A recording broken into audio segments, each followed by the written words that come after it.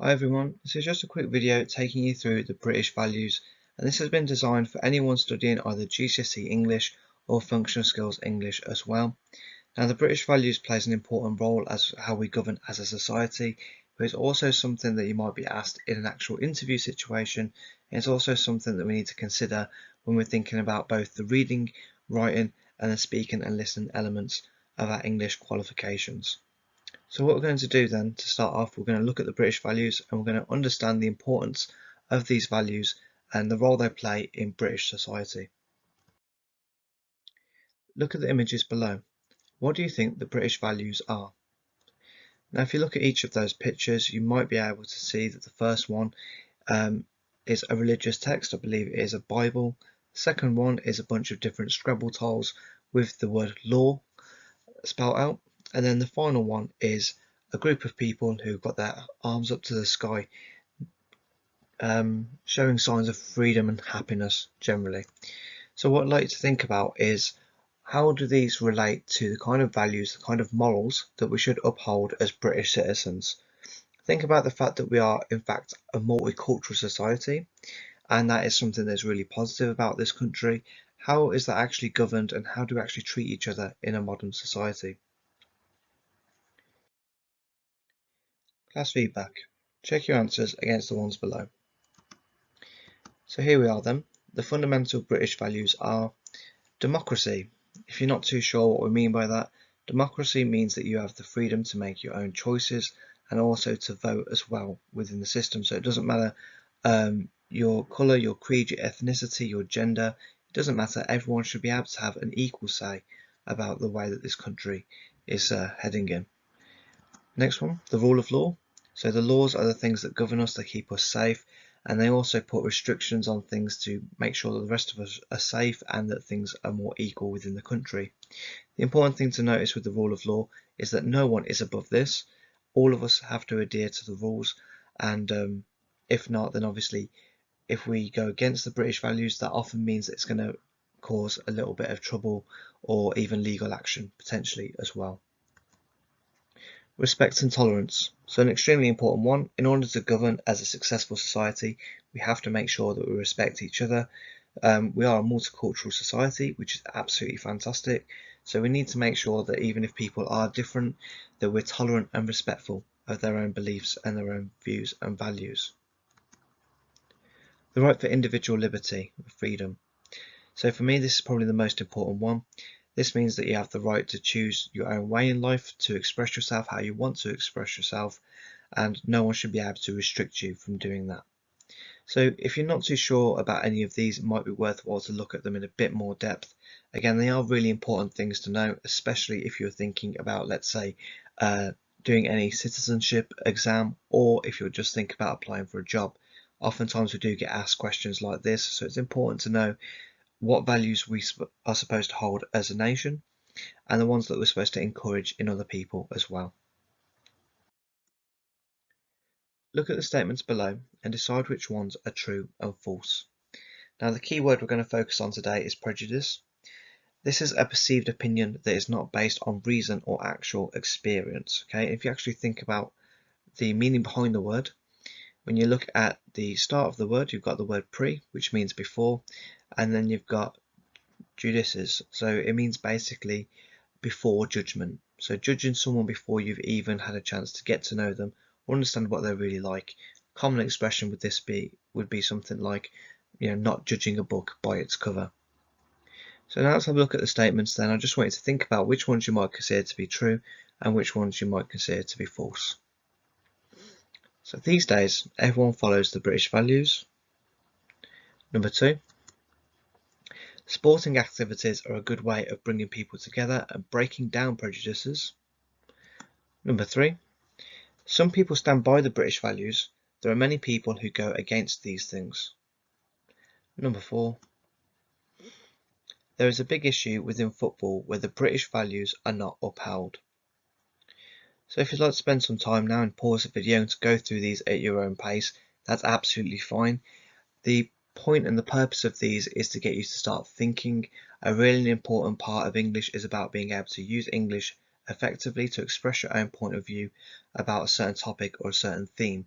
So it's important that you're able to think about these kind of statements and think, what is your own view and your own perspective on this kind of statement. Moving on. Read the article and be ready to respond to the questions that follow. So when you are doing your functional skills or English GCSE exam, you will be faced with a number of different texts. A key way to know if it is an article is they'll use key organisational features such as a headline, as we can see there, which says "Football fever sweeps the nation." All of your writing will have paragraphs in them. An article will also have a subheading as well, so that's a key indicator that you're looking at an article. So typically a lot of these would look like that. So it says then, football is a much loved pastime in Britain. With events like the World Cup or the Euro, the nation comes together to rally behind our teams to cheer them on as they face formidable foes that our team must overcome. There is a dark side to this idyllic scene, however. While the majority of us use this as an opportunity to spread love and foster a sense of community, there are others that use this as an excuse to insult, taunt, and victimise others. Euro 2021. In the last Euro football competition, England came closer than many of us ever dreamed possible to winning the whole tournament. We played well, worked as a team, and showed the rest of the world what England was really made of. In the aftermath of our final game, however, angry fans took to social media to attack the players they blamed for the loss. Football players like Marcus Rashford suffered racial abuse from people who they had only hours earlier been cheered on for during the game. This is not the way real football fans behave. Rashford, who has done a lot for charity, is very young and should be supported and valued for everything he has achieved so far. If you'd like to pause the video here and go through the extracts in more detail, please feel free to do so. We're now going to go ahead and try and test your understanding on 5 quick comprehension questions. Quickfire questions. Test your understanding against the questions below. Number 1. Look at text A. What organisational feature has been used in the article? Number 2. Look at the quotation. Use this as an excuse to insult, taunt, and victimise others. What deforest technique has been used here? Now, if you're not sure what we mean when we talk about deforest techniques, these are the key persuasive devices that we use, especially when you're applying it to your own writing tasks yourselves. So deforest is an acronym we use, and each one of those letters stands for a specific technique that you should be learning or should know already. If you're not too sure what that means, please do check out our other videos that go into that in more depth. Number 3. How might this contradict or go against the British values? Number 4. Look at text A. Identify a quotation where emotive language has been used. So emotive language, obviously that technique begins with an E. If you look back at your deforest technique, it's actually the E that is used in that acronym as well. Number 5. Identify a quotation where the writer has used parentheses. Now, parentheses are a really important form of punctuation. They're also called brackets at times, and this is often because we confuse it for how we use them in maths. Now, brackets and parentheses look very, very similar. The only difference there is that the parenthesis that we use in English is to add extra information, whereas maths is to help you to work out what order to do an equation in. Now what we're going to do is we're going to move ahead and we're going to have a look at the answers. So again, if you need to pause at this point, please feel free to do so. Class feedback.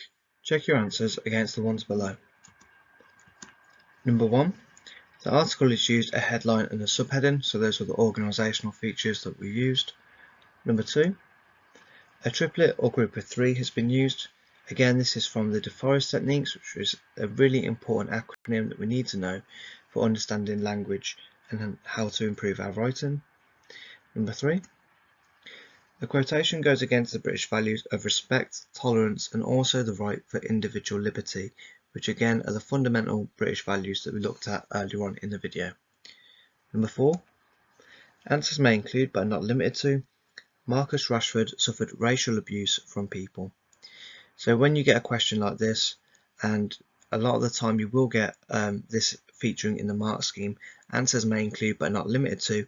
What we mean by that is that could be multiple answers that would be deemed correct and achieve a mark in the actual exam. Number 5, then the last one, parenthesis has been used in the line, who has also done a lot for charity. Again, parenthesis is where we are essentially using brackets to add additional information to the text. Key term. Now what we're going to look at is a really important language feature known as imperative sentences. The definition of this is then, an imperative sentence is a sentence that expresses a direct command, request, invitation, warning, or instruction. Imperative sentences do not have a subject.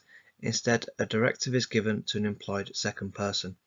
Essentially what we mean by these is that an imperative sentence is essentially one where you're ordering someone to do something. This is something that you'd very typically hear from a parent or potentially even a teacher, where they give a command and tell someone to do something.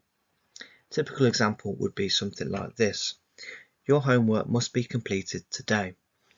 A lot of the time as well, if we're talking about secondary school or early primary school or something like that, these might also be referred to as bossy verbs as well. So it's anywhere where they're given an order and there's not really a choice implied within the sentence, something you have to do, and normally it's with a sense of urgency as well.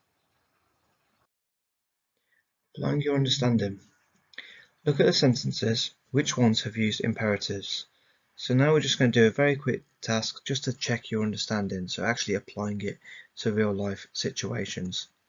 So if we look at the example sentences, then the first one says, football is a fun activity. Everyone can have a go if they want to try it. So have a think back to the definition that we just spoke about. Is this an imperative sentence or not? Number 2, you need to leave the classroom now. So again, remember, an imperative is a command, so out of those examples, which ones would be the imperative? Number 3, wash the dinner plates. Number 4, please could you go to the shops for me?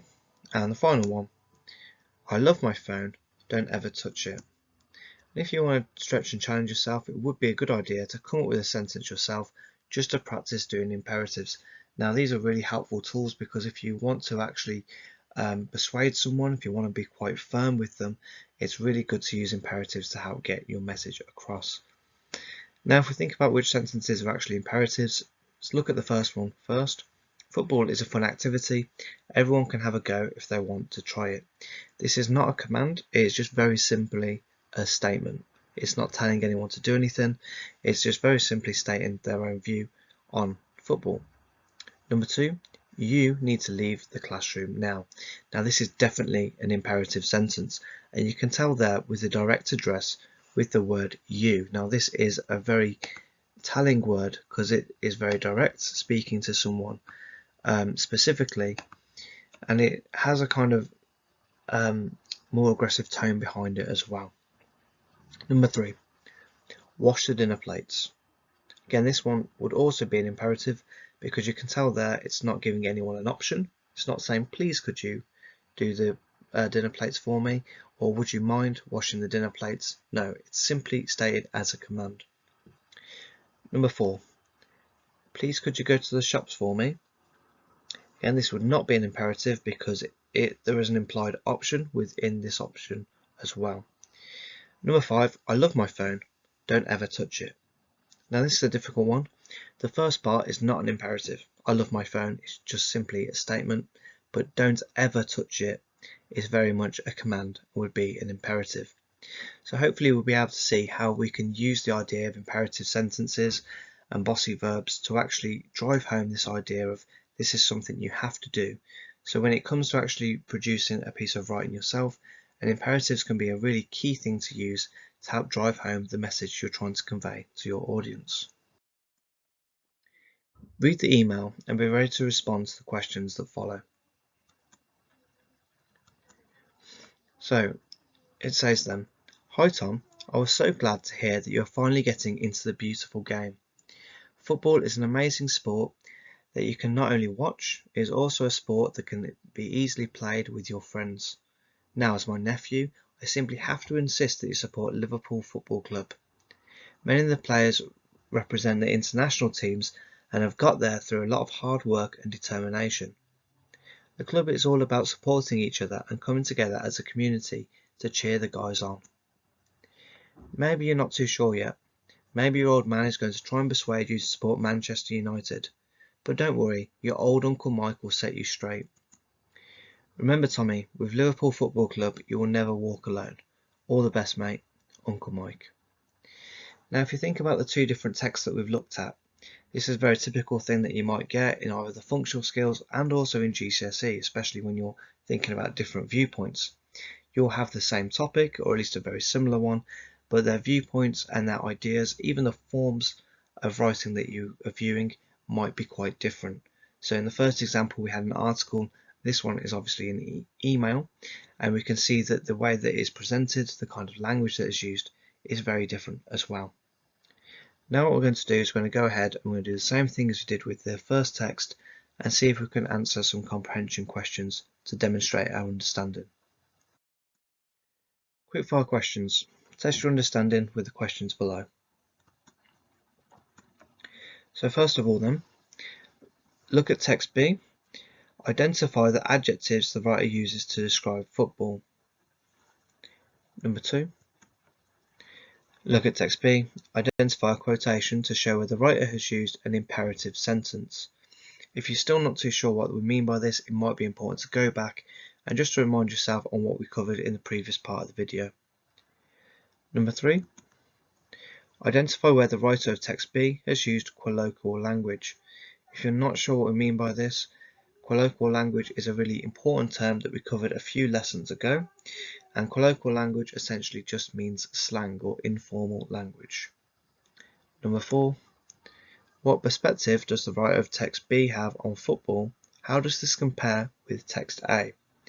When we're talking about someone's perspective, we really mean their viewpoint, how they view the actual topic that we're talking about. Number 5.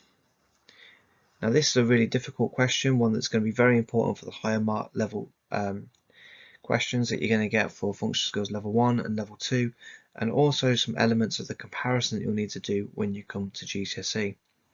So using both text A and B, discuss the positive and negative aspects of football. You must refer to both texts in your answer. Now, even though this bit of information has been given to us in parentheses, the fact that it says there that you must refer to both texts in your answer, this is telling us that we need to use quotations. So in order to actually get a reasonable mark for this one, you have to make sure you're using an appropriate quote from both texts. Class feedback. Check your answers against the ones below. Number 1 then. The adjective the writer has used to describe football is beautiful. If you're not too sure what we mean when we're talking about adjectives, adjectives are words that describe a noun. So in this case, football, or the sport of football, would be considered a noun. Beautiful is actually describing the noun, so therefore it would be an adjective. Number 2. Answers may include, but are not limited to, I simply have to insist that you support Liverpool Football Club. So if you think about that quotation there, you can clearly see that it's an imperative sentence because it has been used as a command or an order towards the person who's reading this email. Number 3. Answers may include, but are not limited to, all the best, mate. So again, this is where we're talking about our colloquial language, informal language where we wouldn't normally use it in, let's say, a more formal form of writing, such as a speech to someone quite sophisticated, or a letter to an MP or a potential employer or something like that. Number 4. The writer of source B is very enthusiastic.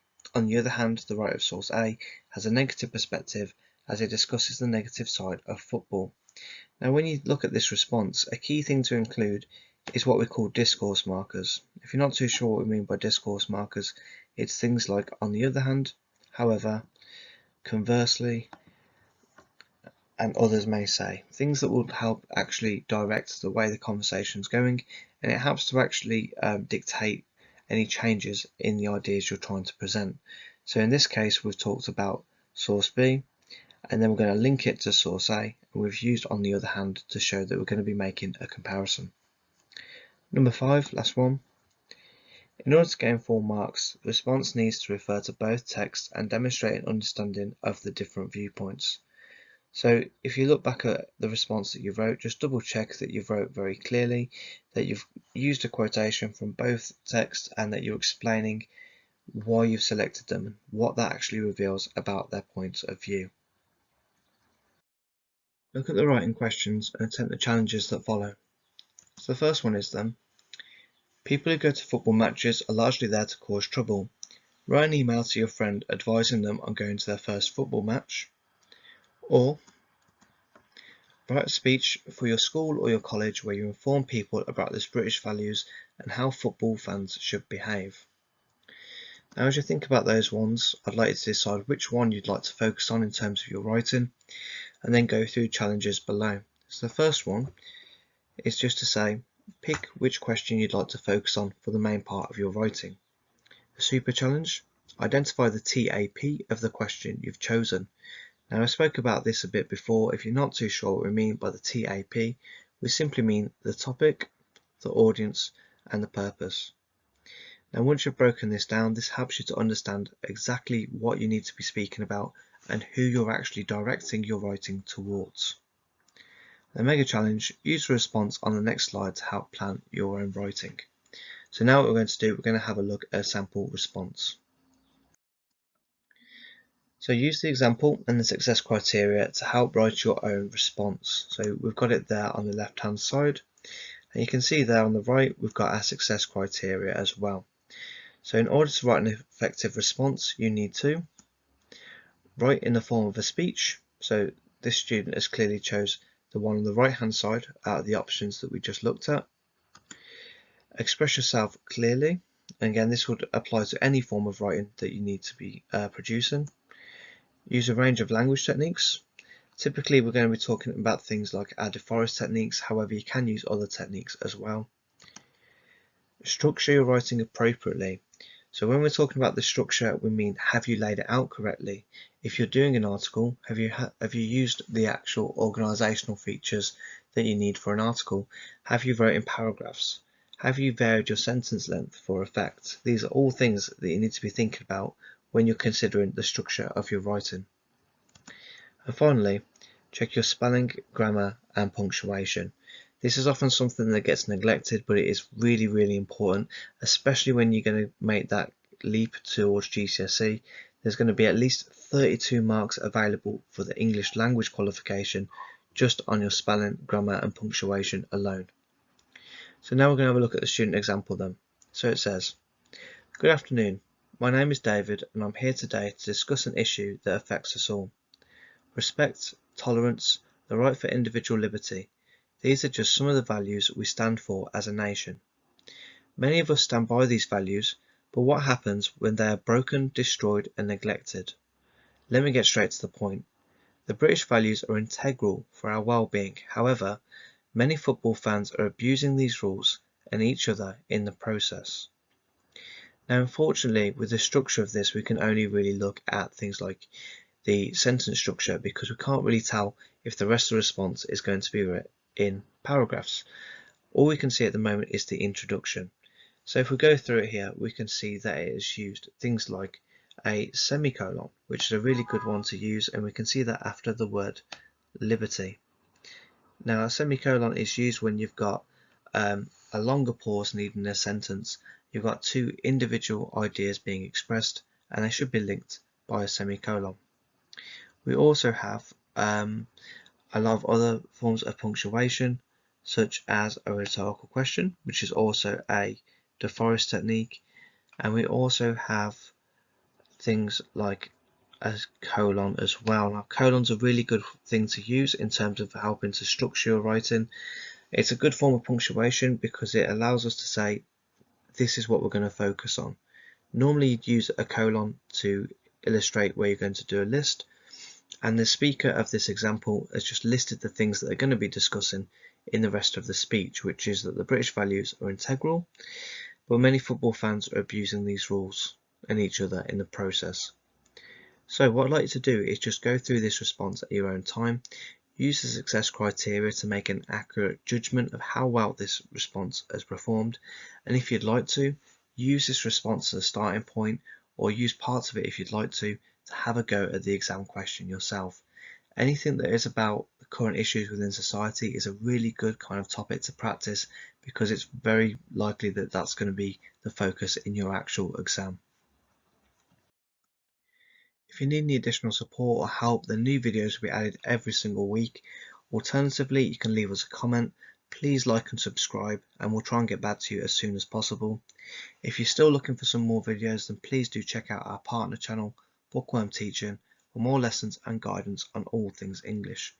Thanks a lot for listening, guys. Keep up the hard work, and if you need anything, please do let us know.